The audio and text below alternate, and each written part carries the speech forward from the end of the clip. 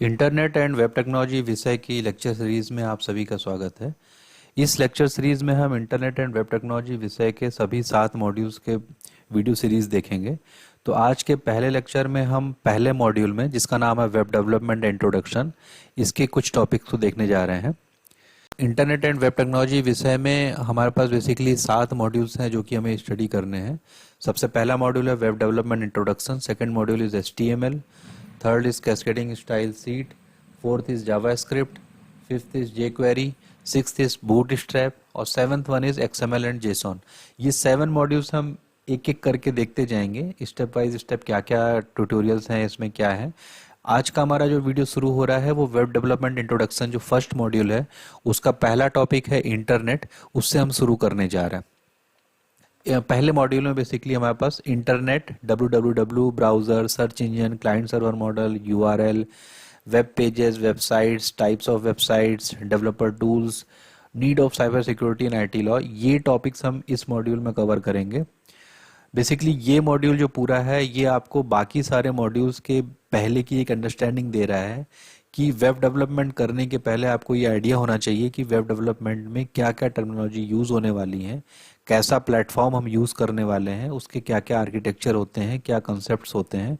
तो ये एक बेसिक टर्मिनोलॉजी आपको प्रोवाइड करेगा जिससे कि आगे के 6 मॉड्यूल्स हमारे समझ में आ सकें। तो आज हम पहले मॉड्यूल का पहला टॉपिक है इंटरनेट, इस पर देखने जा रहे हैं। तो इंटरनेट सभी को पता है, सभी के पास इंटरनेट कनेक्शन है आजकल, हर किसी के जेब में ही हम कह दें इंटरनेट है, या ऐसा कह दें कि सबका जेब ही इंटरनेट पर है, क्योंकि सबके पास मोबाइल फ़ोन्स हैं, मोबाइल से लोग इंटरनेट पे कनेक्टेड हैं, डेस्कटॉप से इंटरनेट कनेक्टेड हैं। लेकिन अगर हम किसी से पूछें कि इंटरनेट क्या होता है, एक लेमैन डेफिनेशन अगर हम जानना चाहें, आपसे पूछना चाहें कि इंटरनेट क्या होता है, तो आपके दिमाग में कुछ इमेजेस आने लगती हैं तुरंत। इंटरनेट का मतलब कुछ लोग कहेंगे व्हाट्सएप, कुछ लोग कहेंगे यूट्यूब, कोई कहेगा फेसबुक, किसी का कोई वेबसाइट दिमाग में आ जाएगी, किसी को कोई टूल्स आ जाएगा, कोई चैटिंग करना चाहेगा, कोई कहेगा इंटरनेट पे हम न्यूज़ देख सकते हैं, कोई कहेगा कि इंटरनेट पर हम वीडियोस देख सकते हैं, मूवीज़ देख सकते हैं, कोई इंटरनेट पर ट्यूटोरियल्स देख सकता है, ये ट्यूटोरियल भी आप इंटरनेट से ही देख रहे हैं। तो बेसिकली इंटरनेट के बारे में एक जो दिमाग में इमेजेस बनी हुई हैं वो इंटरनेट की सर्विसेज के बारे में बनी हुई है, ना कि इंटरनेट के बारे में बनी हुई है। एक आम आदमी इंटरनेट का मतलब उसके दिमाग में चलता है ऑनलाइन शॉपिंग है, फेसबुक है, व्हाट्सएप, यूट्यूब, यही सब इंटरनेट की दुनिया का उनके दिमाग में इम्प्रेशन है। लेकिन एक्चुअल में हम देखें तो ये इंटरनेट की एक सर्विस है जो कि हम इंजॉय कर रहे हैं, जिसमें फेसबुक है, सोशल मीडिया वेबसाइट्स हैं, वीडियो स्ट्रीमिंग है, चैटिंग है, ऑनलाइन शॉपिंग, ईमेल मार्केटिंग, ये सारी चीज़ें जो हैं ये इंटरनेट की सर्विसेज हैं जो कि लोग इस समय अवेल कर रहे हैं। लेकिन एक्चुअल में इंटरनेट क्या है वो हम अभी समझना चाहते हैं। बेसिकली इंटरनेट की शुरुआत क्यों हुई, इंटरनेट की आवश्यकता कहाँ से पड़ी, कैसे ये सब कुछ इतना फैल चुका है चीज़ें। इंटरनेट शुरू होने के पहले हम उस समय में जाना चाहेंगे जब हमारे पास पहला सिस्टम बना होगा, पहला कंप्यूटर सिस्टम बना होगा, और उस कंप्यूटर सिस्टम में हमने कोई इन्फॉर्मेशन स्टोर की होगी। जैसे कैलकुलेटर हमारे हाथ में होता है तो कैलकुलेटर में कोई इन्फॉर्मेशन स्टोर नहीं होती है, जो भी हमने कैलकुलेशन की उसका रिजल्ट आ गया और फिर वो चली गई। लेकिन कंप्यूटर ही एक ऐसा डिवाइस था जो कि शुरुआत में हमें कुछ इंफॉर्मेशन को स्टोर करके देता था, मतलब कि उस इंफॉर्मेशन को हम बाद में दोबारा भी देख सकते थे। धीरे धीरे ये जो दोबारा देखने की, बार बार इंफॉर्मेशन को देखने की, पढ़ने की एक आवश्यकता थी, ये बढ़ती गई। मतलब कि लोगों के पास डिफरेंट डिफरेंट सिस्टम्स आने लगे। एक लैब में या एक यूनिवर्सिटी में या एक रिसर्च सेंटर में मल्टीपल कंप्यूटर्स आने लगे। जब मल्टीपल कंप्यूटर हो गए तो जो इन्फॉर्मेशन एक कंप्यूटर में डाली गई है वो इन्फॉर्मेशन मल्टीपल कंप्यूटर्स में होनी चाहिए, तो उस कंप्यूटर्स में भी वो डालने की आवश्यकता पड़ी।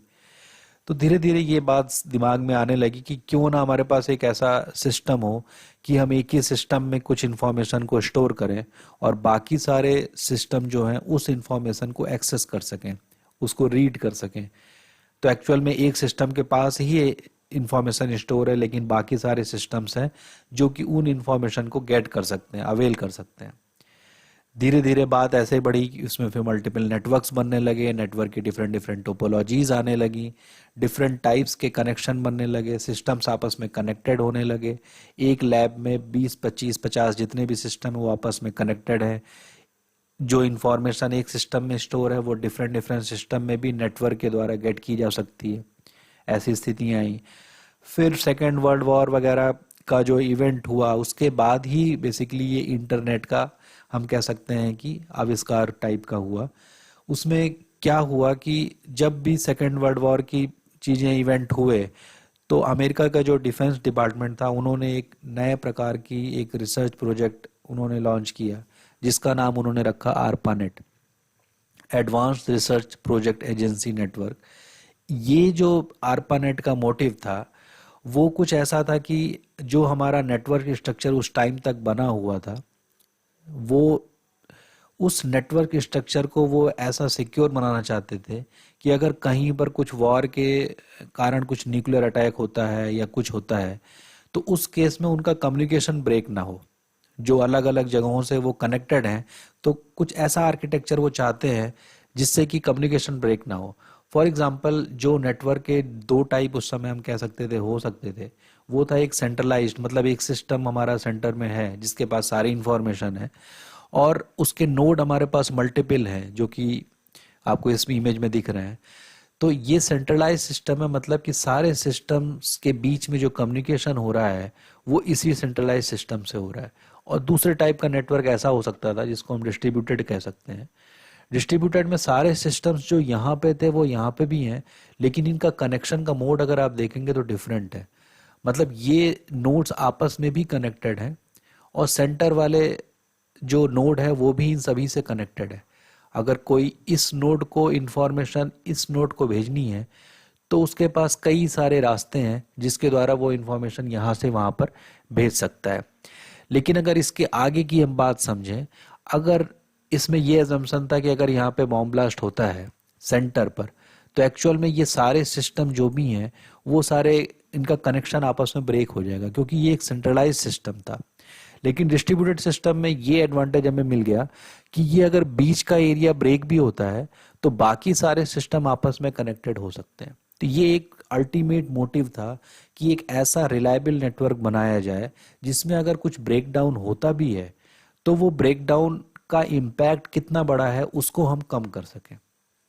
इम्पैक्ट तो होगा, यहाँ पर भी हमारे जो सिस्टम्स हैं वो आपस में डिस्कनेक्टेड हो जाएंगे, लेकिन कंपैरेटिवली यहाँ पर इम्पैक्ट हमें ज़्यादा बड़ा दिख रहा है क्योंकि सारे सिस्टम एक दूसरे से डिस्कनेक्टेड हो गए।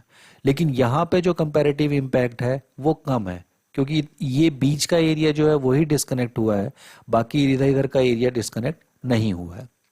तो एक्चुअल में ये जो डिस्ट्रीब्यूटेड नेटवर्क हमने बनाया था ये हम कह देते हैं कि इसमें पैकेट स्विचिंग कंसेप्ट को यूज किया जाता था। पैकेट स्विचिंग का मतलब क्या है कि जो भी हमारे पास इंफॉर्मेशन है जो कि एक नोड से दूसरे नोड पर भेजना है उस इंफॉर्मेशन को स्मॉल स्मॉल पैकेट्स में तोड़ा जाता था, चंक्स में तोड़ा जाता था।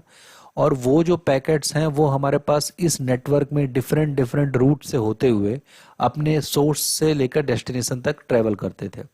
इसमें अगर बीच में कहीं पर नेटवर्क में ब्रेकेज आता है, कोई नेटवर्क का फेलियर होता है, उस केस में भी ये पैकेट दूसरे रूट से अपने डेस्टिनेशन तक पहुंच जाएगा।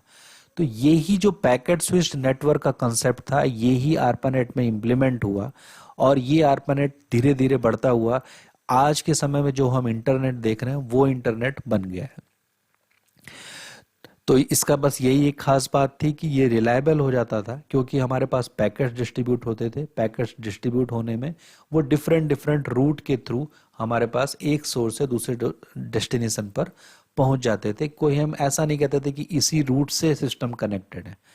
तो अब हमारे पास इस समय तक हम कह दें कि आरपानेट के बाद जो हमारा इंटरनेट बना है उसमें एक खास बात क्या है कि जितने भी सिस्टम्स हैं वो सारे सिस्टम्स आपस में कनेक्टेड हैं।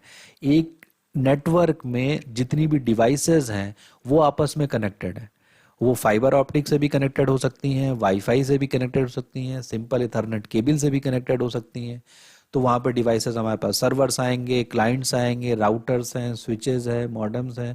ये सारी डिवाइसेस हमारी नेटवर्क में कनेक्ट हो गई है और कनेक्शन का इनका मोटिव क्या है? कनेक्शन का इनका मोटिव है कि एक इंफॉर्मेशन जो एक सिस्टम के पास है उसको हम दूसरे सिस्टम पर भी शेयर कर सकें। और ये सब करने के लिए हमने कहा है कि हम एक डिस्ट्रीब्यूटेड नेटवर्क बना रहे हैं। एक डिस्ट्रीब्यूटेड नेटवर्क बना रहे हैं, जैसा कि हमने पिछली इमेज में देखा है, ऐसा कुछ डिस्ट्रीब्यूटेड नेटवर्क बना रहे हैं जहां पर पैकेट स्विचिंग मोड में ट्रांसमिशन होगा इंफॉर्मेशन का, जिससे कि अगर कहीं एक जगह पर फेलियर भी हो रहा है फिर भी वो इंफॉर्मेशन डिफरेंट डिफरेंट लोकेशन में आराम से ट्रेवल कर सके।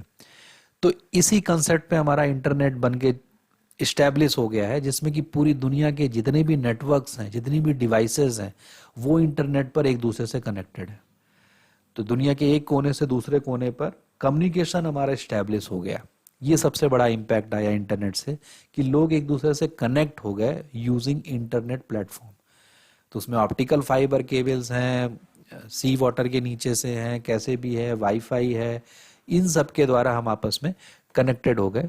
तो इंटरनेट पे बेसिकली हम जो समझने लायक बात यह है कि internet is also called as a international network, क्योंकि ये एक नेटवर्क ऐसा नहीं है कि हमारे एक लैब का है, एक यूनिवर्सिटी का है, एक कॉलेज का है या एक सिटी का है। It is a international network. पूरी दुनिया के जितने भी नेटवर्क्स हैं, जितनी भी डिवाइसेस हैं, वो इस नेटवर्क से कनेक्टेड हैं। इसीलिए हम इसको इंटरनेशनल नेटवर्क कहते हैं। अब इंटरनेशनल नेटवर्क कह रहे हैं तो इसमें बेसिकली इंटरनेट जो टर्म यूज हुआ है वो इसलिए यूज हुआ है क्योंकि इंटर कनेक्शन का इंटर वर्ड ले लिया गया है और नेटवर्क का नेट ले लिया है। तो फाइनली ये इंटरनेट वर्ड जनरल यूज में आ गया है।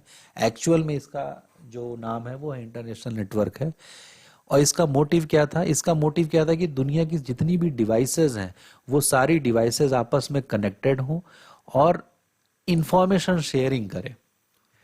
मेन मोटिव है कि इंफॉर्मेशन की शेयरिंग हो सके एक जगह से दूसरी जगह पे। उसके लिए नेटवर्क स्टैब्लिश किया गया। नेटवर्क ऐसे स्टैब्लिश किया गया जिसमें कि ब्रेकडाउन की कंडीशंस पे इम्पैक्ट कम से कम हो। पैकेट स्विचिंग नेटवर्क बनाया गया। और दूसरी बात यह है कि ये जो नेटवर्क है ये किसी एक पर इसकी ओनरशिप नहीं है। डिफरेंट डिफरेंट नेटवर्क प्रोवाइडर हैं, वो इसमें इन्वॉल्व हैं और पूरी दुनिया के सिस्टम उसमें आपस में कनेक्टेड होंगे। तो यहाँ पे इंफॉर्मेशन शेयरिंग हो रही है। और इंफॉर्मेशन शेयरिंग में एक इम्पॉर्टेंट टर्म ये भी आता है कि हम प्रोटोकॉल कौन सा यूज़ कर रहे हैं। प्रोटोकॉल का मतलब क्या होता है कि नेटवर्क में जो भी डिवाइसेस आपस में कनेक्टेड हैं वो डिवाइसेस एक दूसरे से कम्युनिकेट करने के लिए कुछ सेट ऑफ स्टैंडर्ड रूल्स को फॉलो करेंगे, उसी को प्रोटोकॉल कह देते हैं। तो इंटरनेट पे जो पैकेट स्विचिंग हो रही है वो टीसीपी आईपी प्रोटोकॉल को यूज़ करता है। टीसीपी आईपी प्रोटोकॉल का मतलब है कि एक सेट ऑफ स्टैंडर्ड रूल है, उन्हीं रूल को फॉलो करके सारे नेटवर्क के सारे डिवाइसेस आपस में कम्युनिकेशन करेंगे। क्योंकि अगर सब एक बार कनेक्टेड भी हो गए, सारी डिवाइसेस एक दूसरे से कनेक्टेड हो गई, लेकिन उसमें इंपॉर्टेंट ये भी हो जाता है कि उनके बीच में जो कम्युनिकेशन हो वो एक दूसरे के हिसाब से हो। ऐसा ना हो कि एक कोई दूसरे तरीके से कम्युनिकेट कर रहा है, दूसरा किसी दूसरे तरीके से कम्युनिकेट कर रहा है। तो एक्चुअल में कनेक्शन तो हो जाएगा लेकिन वो कम्युनिकेशन इफेक्टिव नहीं हो पाएगा, अंडरस्टैंडिंग नहीं बन पाएगी कि वो आपस में कनेक्शन के बाद इंफॉर्मेशन शेयरिंग कैसे करना चाहते हैं। तो इसके लिए एक सेट ऑफ रूल्स बनाए गए कि सब लोग इसी रूल्स को फॉलो करके आपस में कम्युनिकेशन करेंगे।